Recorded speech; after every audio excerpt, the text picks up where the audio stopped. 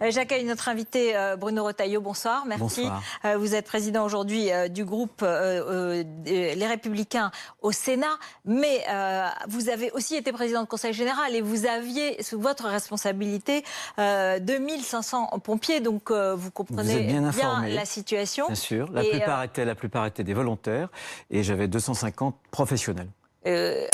En même temps, donc, comment est-ce que vous réagissez à ce qui s'est passé cet après-midi, ce soir d'abord peut-être sur les tensions, mais aussi sur les revendications? D'abord sur les revendications, ce qu'il faut bien comprendre, c'est que nos sapeurs-pompiers en ont ras-le-bol parce qu'ils sont la voie de recours de tout ce qui ne marche pas.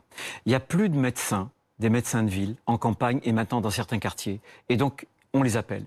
Les urgences sont encombrées et donc souvent on les appelle. Le 15 régule pas toujours. Ensuite, on a des soucis. Qu'est-ce qu'il faut faire?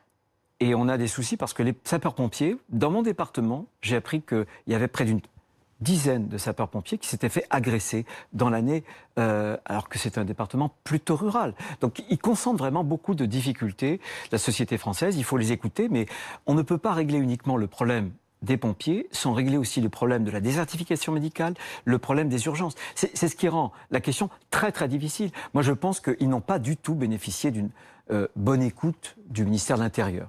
Je ne sais pas ce qui s'est passé, est-ce qu'il y a eu un problème de malentendu? En tout cas, ils ont eu le sentiment d'être poussés à bout et simplement de ne pas être écoutés. Il faut les écouter, leur parler droit dans les yeux, dire que tout ne peut pas être réglé. Mais est-ce qu'on peut supporter les violences qu'on fait aujourd'hui dans certains quartiers ou dans certaines zones rurales aux sapeurs-pompiers? C'est plus possible. Chaque jour qui passe, vous avez 110 policiers, gendarmes ou sapeurs-pompiers qui sont agressés. On est devenu une société de la violence et c'est les affrontements aujourd'hui, on le voit, qui sont... Du coup, vous condamnez cette tension de fin de manifestation aussi? Mais bien sûr que je la condamne.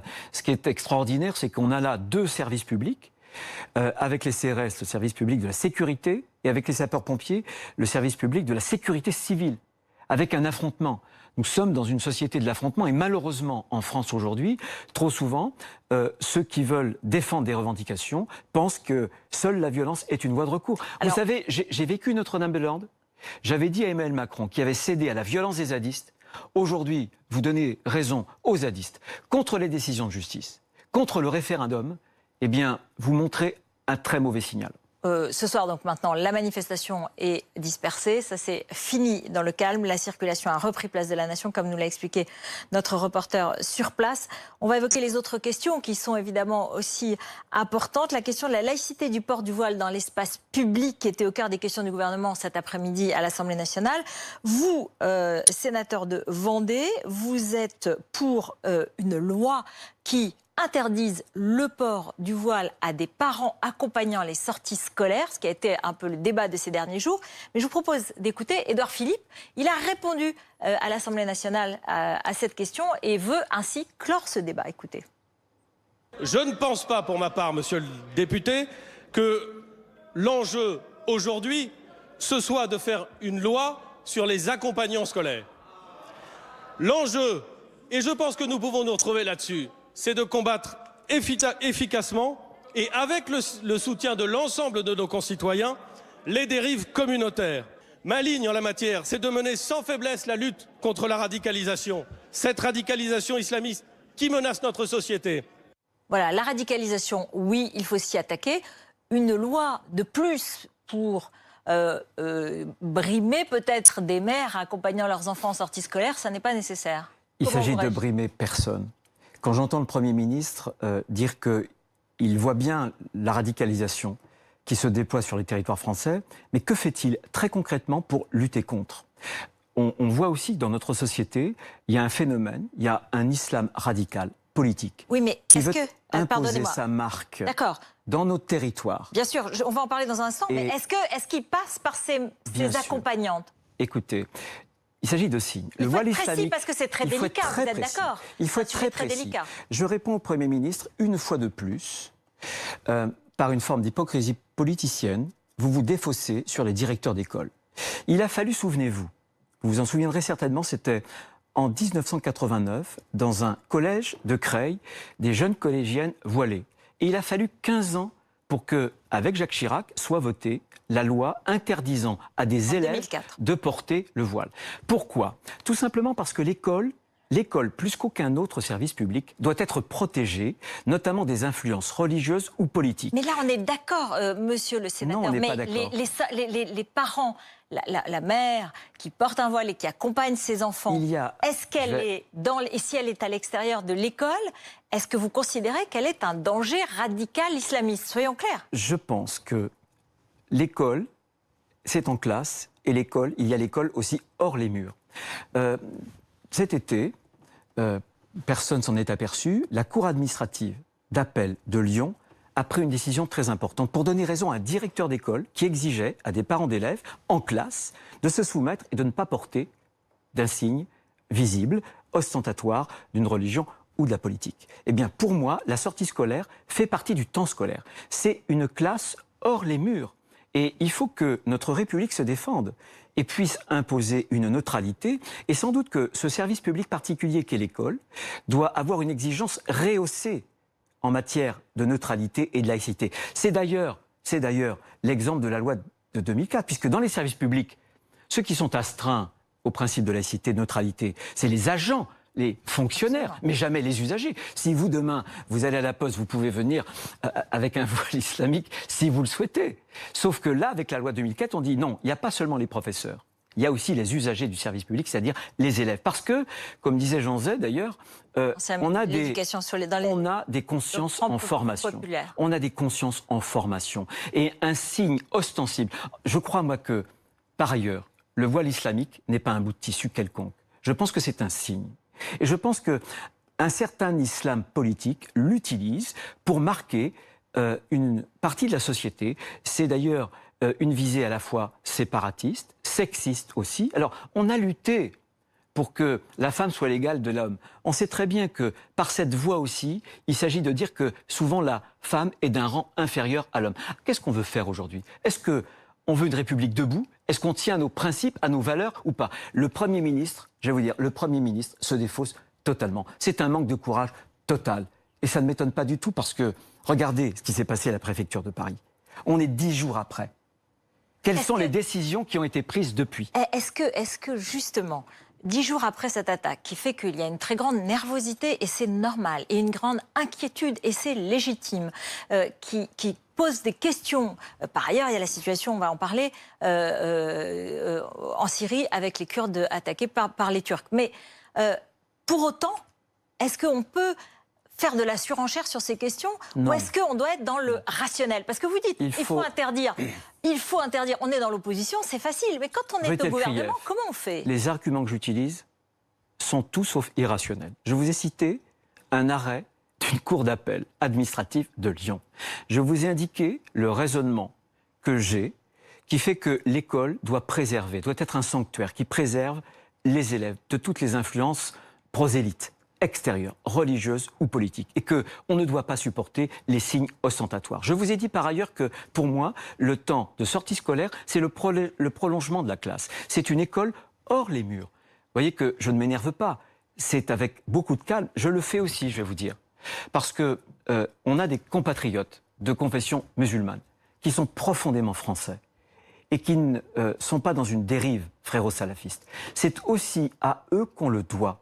Voilà, pour les aider aussi à faire respecter un islam qui soit éclairé et qui ne soit pas dans une dérive. Écoutez, on a des livres qui paraissent pratiquement maintenant tous les mois de certaines de vos collègues qui ont étudié Trapp et bien d'autres choses. Tout est là, tout est documenté. Regardez l'IFOP, quelqu'un qui a écrit l'Archipel français, bien sûr, Jérôme Fourquet, qui indiquait que 27% de nos compatriotes qui professent cette confession musulmane, pour 27% d'entre eux, la charia est au-dessus de la loi de la République. Donc on a des indicateurs. Et vous voyez, le Premier ministre répond.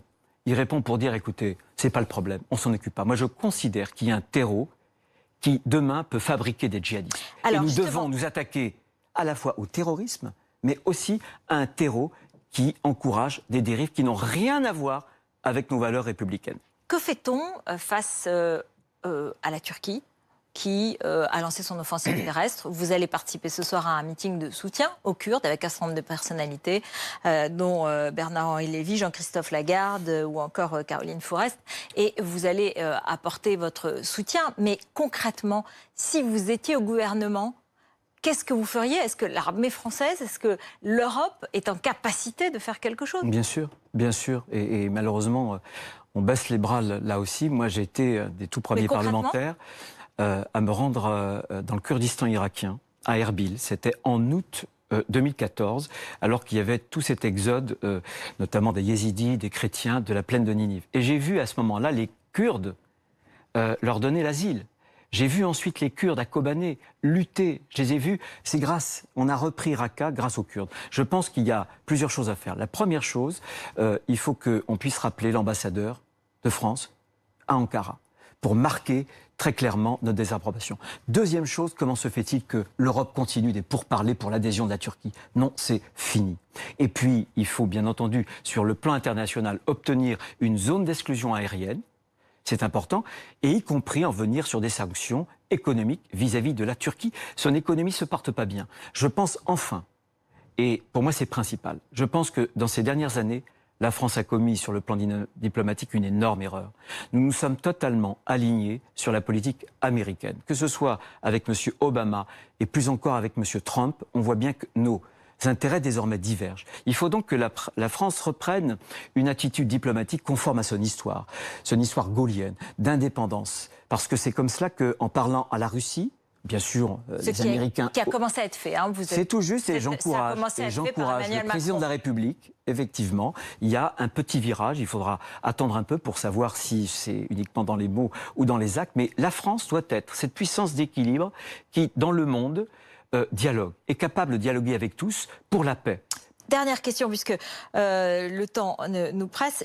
Aujourd'hui, ce soir, il y a eu le vote de la loi de bioéthique à l'Assemblée nationale en première lecture, donc elle ira au Sénat chez vous. Apparemment, un quart des 104 députés ne devaient pas voter contre, des députés, les Républicains, je veux dire, ne devaient pas voter contre cette loi, et même 10 à 15 députés devaient voter même pour cette loi. On a le sentiment qu'une certaine droite n'a pas trouvé d'écho contre ces lois. Vous en êtes un des représentants. Est-ce que vous n'êtes pas déçu par une forme de faible mobilisation? Cette loi, elle est passée, elle passera. Non, c'est des questions qui sont graves parce qu'il y a des désirs d'enfants, il y a aussi des souffrances. Et je comprends que, vous savez, politiquement, c'est difficile de porter un certain nombre de convictions. Moi, quand j'ai une conviction, je la porte, quel que soit le bien qu'elle me fasse ou non sur le plan populaire. Moi, je pense qu'en tout cas pour la PMA sans père, la grande question, c'est que si on estime qu'un enfant n'a pas besoin de père, mais qu'on me le prouve, tant qu'on ne me l'aura pas définitivement prouvé, je pense que le principe de prudence, de précaution doit être à l'œuvre. Donc j'essaierai de porter cette voix-là dans le débat. Je pense par ailleurs que, évidemment, on l'a bien vu, c'est une marche sur la GPA, puisque désormais, on légalise en France, comme vous le savez sans doute, les conséquences d'une GPA à l'étranger. Donc je pense qu'il faudra, là aussi dans ce texte, remettre un certain nombre de verrous pour sortir de cette hypocrisie. On ne peut pas encourager des couples d'hommes français à louer des ventres de femmes à l'étranger alors que c'est interdit en France. Voilà. Et puis il y a d'autres, notamment sur l'embryon, et notamment sur les embryons chimères. Vous savez ce qu'ont fait les Japonais en prenant un embryon animal, en lui implantant des cellules toutipotentes humaines. C'est terrible ça, parce que ils nous ont expliqué que... pas tout à fait prévu dans la loi. Si, c'est dans la loi. L'inverse, c'est-à-dire qu'on ne peut pas prendre une chimère avec un embryon humain pour lui implanter des cellules animales, mais l'inverse était possible. Le Conseil d'État, d'ailleurs, avait indiqué qu'il faudrait sans doute fermer cette possibilité. Je n'ai pas encore lu totalement le texte, mais on voit... Je donne cet exemple pour dire qu'il y a certes la PMA sans père, mais il y a d'énormes enjeux. Et il ne faut pas que la loi disparaisse uniquement derrière cet aspect sociétal. Dernière question, chez les Républicains, Christian Jacob a été élu président. Il a dit qu'il ne serait pas candidat en 2022. Il ne souhaite pas la tenue de primaires. Vous aimeriez bien qu'il y ait des primaires chez les Républicains, je pense que par exemple, pour être candidat, quoi. Je pense que si on pouvait se passer de primaires, ce serait beaucoup mieux. J'ai toujours indiqué que les primaires, c'est sans doute le plus mauvais système, à l'exception de tous les autres. Simplement, il faudrait qu'on m'explique comment fait-on pour qu'on n'aille pas au premier tour de l'élection présidentielle avec des gens qui sont à l'extérieur de l'air. Xavier Bertrand, Valérie Pécresse. Comment fait-on pour pas s'auto-éliminer les uns les autres? Donc je crois qu'il va falloir se mettre autour d'une table, discuter et d'essayer de prévoir une règle qui puisse départager les uns et les autres. Parce que sinon, nous serons un certain nombre qui pourraient se présenter au premier tour de la présidentielle. Et alors là, vous seriez parmi eux et... Peu importe, je crois qu'on est dans une forme, si peu attractive pour les Français qu'aucun d'entre nous peut penser arriver à un deuxième tour et gagner. Donc je crois qu'il y a un travail sur les idées, sur les propositions. Vous m'aviez invité, vous vous souvenez, lorsque j'avais sorti un livre pour essayer d'alimenter ce débat politique. Bon, il faut que Christian puisse rassembler, mais il faut aussi travailler au fond pour qu'on dise aux Français sur plein de choses où Emmanuel Macron est en train d'échouer, sur la sécurité, sur la question... Un dernier mot, Bruno Retailleau, pardonnez-moi, mais peut-être vous pourrez nous aider à comprendre, hein, tout simplement. Dites-moi. Ce qui a pris François Fillon la semaine dernière lorsqu'il s'est exprimé et qui nous a expliqué que Macron était un petit joueur, je cite, et que lui, il avait fait sortir beaucoup plus de monde dans la rue sur sa réforme des retraites et que les Gilets jaunes, c'était pas grand-chose. C'est pas exactement. Vous lui avez parlé? Vous lui avez parlé? Non, très franchement. Je ne l'ai pas eu depuis, donc je ne peux pas répondre. Simplement, ce qu'il a essayé de dire, c'est comme ça que je l'ai lu, c'est que la République a été ébranlée avec les Gilets jaunes. Il avait connu des désordres beaucoup plus importants. Et cette faiblesse de la République, ça l'interrogeait. Mais ça doit tous nous interroger. Quand on voit les affrontements de ce soir, quand on voit ces dernières semaines, regardez tous les grands services publics de l'État, les gendarmes la semaine dernière, les sapeurs-pompiers, les urgences, l'école, les grands services publics sont en grève. Il y a quelque chose qui ne va pas, il y a quelque chose qui est en train de fracturer la République. Et s'il y a aujourd'hui en France des affrontements, ce sont des symptômes. Il faut s'en méfier. Merci beaucoup d'être venu sur notre plateau, Bruno Retailleau. Merci. Face à Duhamel, c'est tout de suite. On reparle de la Turquie, justement. À tout de suite.